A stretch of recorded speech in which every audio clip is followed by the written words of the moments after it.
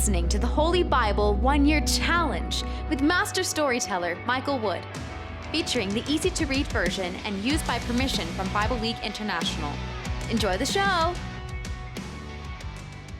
Hello everyone, welcome to day 65. We're continuing in the book of Leviticus, and if you have a skin disease, then you'll need to bring to the priest 2 clean birds, a piece of cedar wood, a piece of red cloth, and a hyssop plant. And if you're wondering why, well, you'll have to stay with us as we go through chapter 14. You'll learn all the rules for cleansing people with skin diseases, and as an added bonus, you'll learn how to get rid of mildew in your house. Just a hint, you don't call the plumber or the construction workers. Nope, you call the priest. We're also continuing in the book of Mark, and in chapter 13, Jesus gets serious. We heard this same passage in Matthew chapter 24, where Jesus warns his followers about the end times. But one of my favorite lines is in verse 14, Jesus warns them about this terrible thing that causes destruction. I mean, that sounds scary, like a giant robot or Godzilla or something. And Jesus says you'll see this thing standing in the place where it should not be. And then Mark actually has in parentheses sort of this whisper to the side. And he breaks the fourth wall and actually is speaking to you, the reader. And he says, "Reader, I trust you understand what this means." Well, whether we understand it or not, the next line tells us all to run. That sounds like good advice. If you enjoy the show, visit me at patreon.com/storymaster. You'll find the link in the description box below. By contributing as little as $1 per month, you will enable me to continue this ministry, and you'll get cool rewards too. Together, we're going to get through the Bible in 1 year. Let's get started. Leviticus 14. Rules for those with skin diseases. The Lord said to Moses, "These are the rules for people who have had a skin disease and have been made well. These rules are for making them clean." The following are detailed instructions from the Lord. A priest must look at those who had the skin disease. The priest must go to them outside the camp and look to see if the skin disease is healed. If they are healthy, the priest will tell them to do these things. They must bring 2 clean birds that are still alive, a piece of cedar wood, a piece of red cloth, and a hyssop plant. Then the priest must order 1 bird to be killed in a clay bowl over running water. He must take the other bird that is still alive, and the piece of cedar wood, the piece of red cloth, and the hyssop plant, and dip them in the blood of the bird that was killed over the running water. He must sprinkle the blood 7 times on those who had the skin disease. Then he must announce that they are clean. After that, the priest must go to an open field and let the living bird go free. The people going through this purification ceremony must wash their clothes, shave off all their hair, and wash with water. Then they will be clean. Then they may go into the camp, but they must stay outside their tent for 7 days. On the 7th day, they must shave off all their hair. They must shave their head, their beard, and their eyebrows. Yes, all their hair. Then they must wash their clothes and bathe their bodies in water. Then they will be clean. On the 8th day, anyone who had a skin disease must take 2 male lambs that have nothing wrong with them, and a 1-year-old female lamb that has nothing wrong with it. They must also take 24 cups of fine flour mixed with oil for a grain offering, and 2/3 of a pint of olive oil. The priest must bring that person and those sacrifices before the Lord at the entrance of the meeting tent. This must be the same priest who announced that the person is clean. The priest will take 1 of the lambs and the oil as a guilt offering. He will lift them in front of the Lord to show they were presented to God. Then the priest will kill the male lamb in the holy place where they kill the sin offering and the burnt offering. Like the sin offering, the guilt offering belongs to the priest. It is very holy. The priest will take some of the blood of the guilt offering. He will put some of this blood on the tip of the right ear of the person to be made clean. The priest will put some of this blood on the thumb of the right hand and on the big toe of the right foot of that person. The priest will also take some of the oil and pour it into his own left palm. Then the priest will dip the finger of his right hand into the oil that is in his left palm. He will use his finger to sprinkle some of the oil 7 times before the Lord. Then he will put some of the oil that is in his palm on the person to be made clean. He will put that oil on the same places he put the blood of the guilt offering. The priest will put some of the oil on the tip of the person's right ear, on the thumb of the right hand, and on the big toe of the person's right foot. He will put the oil that is left in his palm on the head of the person to be made clean. In this way, he will make that person pure before the Lord. Then the priest must offer the sin offering to make that person pure. After that, he will kill the animal for the burnt offering. He will then offer up the burnt offering and the grain offering on the altar. In this way, the priest will make that person pure, and that person will become clean. A poor person might not be able to afford all these offerings, so that poor person can use 1 male lamb as a guilt offering. It will be presented to God so that the priest can make that person pure. The poor person must take 8 cups of fine flour mixed with oil. This flour will be used for a grain offering. The poor person must also take 2/3 of a pint of olive oil and 2 doves or 2 young pigeons. Even poor people can afford these things. 1 bird will be a sin offering, and the other will be a burnt offering. On the 8th day, that person will bring these things to the priest at the entrance of the meeting tent. These things will be offered before the Lord so that the person can become clean. The priest will take the lamb for the guilt offering and the oil, and he will lift them up to show they were offered before the Lord. Then he will kill the lamb of the guilt offering, take some of its blood, and put it on the tip of the right ear of the person to be made clean. The priest will put some of this blood on the thumb of the right hand and on the big toe of the right foot of this person. He will also pour some of this oil into his own left palm. He will use the finger of his right hand to sprinkle some of the oil that is in his left palm 7 times before the Lord. Then he will put some of the oil that is in his palm on the same places he put the blood from the guilt offering. He will put some of the oil on the tip of the right ear of the person to be made clean. The priest will put some of the oil on the thumb of the right hand and on the big toe of the person's right foot. He will put the oil that is left in his palm on the head of the person to be made clean. In this way, he will make that person pure before the Lord. Then the priest must offer 1 of the doves or young pigeons. He must offer whichever the person can afford. He must offer 1 of these birds as a sin offering and the other bird as a burnt offering. He must offer the birds with the grain offering.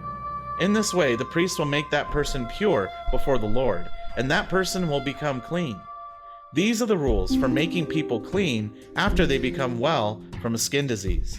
These are the rules for those who cannot afford the regular sacrifices for becoming clean. Rules for mildew in a house. The Lord also said to Moses and Aaron, I am giving the land of Canaan to your people. Your people will enter that land. At that time, I might cause mildew to grow in someone's house. The person who owns that house must come and tell the priest, I see something like mildew in my house. The following are further instructions from the Lord. Then the priest must order the people to take everything out of the house before he goes in to look at the mildew. Then the priest will not have to say everything in the house is unclean. After the people have taken everything out of the house, the priest will go in to look at the house. He will look at the mildew. If the mildew on the walls of the house has holes that are green or red color, and if the mildew goes into the wall surface, he must go out of the house and lock the house for 7 days. On the 7th day, the priest must come back and check the house. If the mildew has spread on the walls of the house, then he must order the people to tear out the stones with the mildew on them and throw them away. They must put these stones at a special unclean place outside the city. Then the priest must have the entire house scraped inside. The people must throw away the plaster that was scraped off the walls. They must put that plaster at a special unclean place outside the city. Then, new stones must be put in the walls, and the walls must be covered with new plaster. Maybe someone took away the old stones and plaster and put in new stones and plaster. And maybe mildew again appears in that house. Then the priest must come in and check the house. If the infection has spread in the house, it is a disease that spreads quickly to other places. So the house is unclean. The house must be torn down. All the stones, plaster, and pieces of wood must be taken to the special unclean place outside the city. Anyone who goes into that house will be unclean until evening. Anyone who eats in that house or lies down in there must wash their clothes. After new stones and plaster are put in a house, the priest must check the house. If the mildew has not spread through the house, the priest will announce that the house is clean because the mildew is gone. Then, to make the house clean, the priest must take 2 birds, a piece of cedar wood, a piece of red cloth, and a hyssop plant. He will kill 1 bird in a clay bowl over running water. Then he will take the cedar wood, the hyssop, the piece of red cloth, and the living bird, and dip them in the blood of the bird that was killed over running water. Then he will sprinkle that blood on the house 7 times. In this way, he will use these things to make the house clean. He will go to an open field outside the city and let the living bird go free. In this way, the priest will make the house pure. The house will be clean. These are the rules for any infection of leprosy, for mildew on pieces of cloth or in a house. These are the rules for swellings, rashes, or bright spots on the skin. These rules teach when something is clean and when something is unclean. These are the rules about these kinds of disease. Mark chapter 13, verses 1 to 31. Jesus warns about the future. Jesus was leaving the temple area. One of his followers said to him, Teacher, look how big those stones are. What beautiful buildings. Jesus said, Do you see these great buildings? They will all be destroyed. Every stone will be thrown down to the ground. Not one stone will be left on another. Later, Jesus was on the Mount of Olives. He was sitting alone with Peter, James, John, and Andrew. Across the valley, they could see the temple buildings. They said to Jesus, Tell us when these things will happen, and what will show us it is time for them to happen. Jesus said to them, Be careful. Don't let anyone fool you. Many people will come and pretend to be me. They will say, I am the Messiah. And they will fool many people. You will hear about wars that are being fought, and you will hear stories about other wars beginning. But don't be afraid. These things must happen before the end comes. Nations will fight against nations. Kingdoms will fight against other kingdoms. There will be times of famine and earthquakes in different places. These things are only the beginning of troubles, like the first pains of a woman giving birth. You must be careful. There are people who will arrest you and take you to be judged for being my followers. They will beat you in their synagogues. You will be forced to stand before kings and governors. You will tell them about me. Before the end comes, the good news must be told to all nations. Even when you are arrested and put on trial, don't worry about what you will say. Say whatever God tells you at the time. It will not really be you speaking. It will be the Holy Spirit. Brothers will turn against their own brothers and hand them over to be killed. Fathers will hand over their own children to be killed. Children will turn against their own parents and will have them killed. All people will hate you because you follow me. But those who remain faithful to the end will be saved. But when you see the terrible thing that causes destruction, you will know it is time to run. You will see this thing standing in the place where it should not be.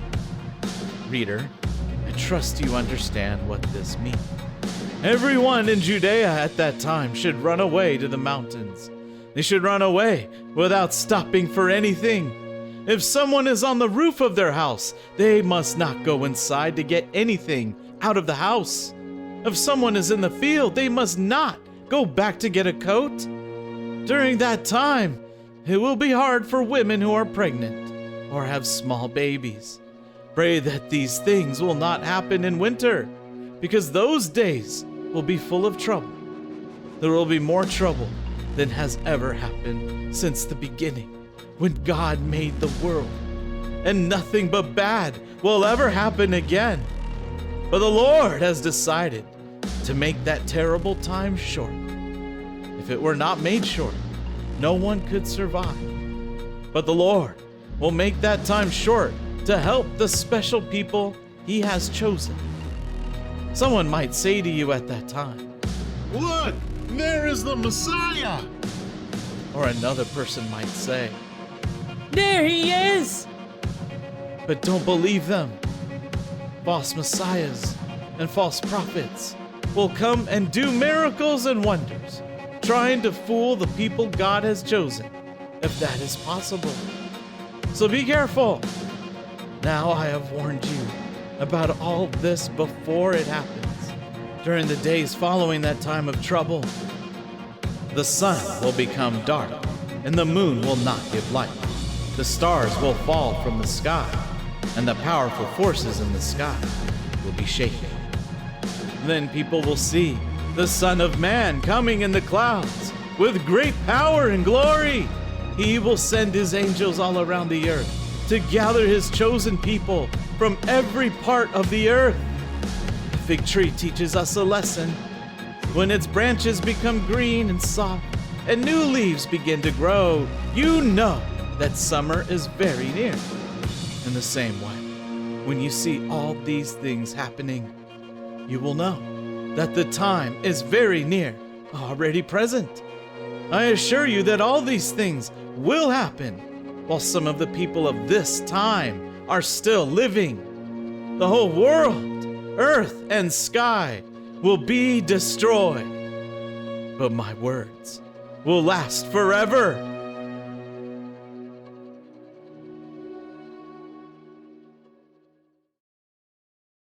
Psalm chapter 30, verses 8 through 12. A psalm of David, a song for the dedication of the temple. So, Lord, I prayed to you. I asked you, Lord, to show me mercy.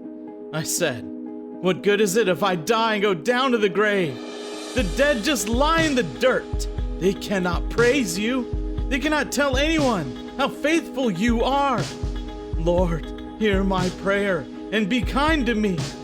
Lord, help me. You have changed my sorrow into dancing. You have taken away my rags and clothed me with joy. You wanted me to praise you and not be silent. Lord my God, I will praise you forever.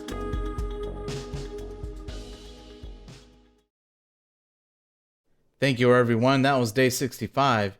Join us for day 66. We'll learn from Leviticus how to keep the body pure, and this includes discharge of all kinds. And then we'll look at the day of purification, and this includes specific instructions to Aaron so he doesn't get vaporized like his two sons.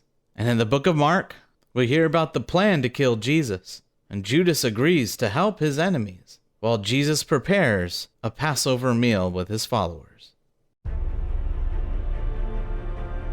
We hope you enjoyed today's verses. Be sure to leave us a positive review and to share this podcast with your friends and family.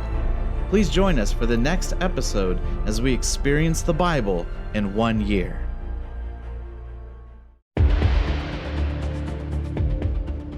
Did you know we offer online courses in creative writing, literature, and web design?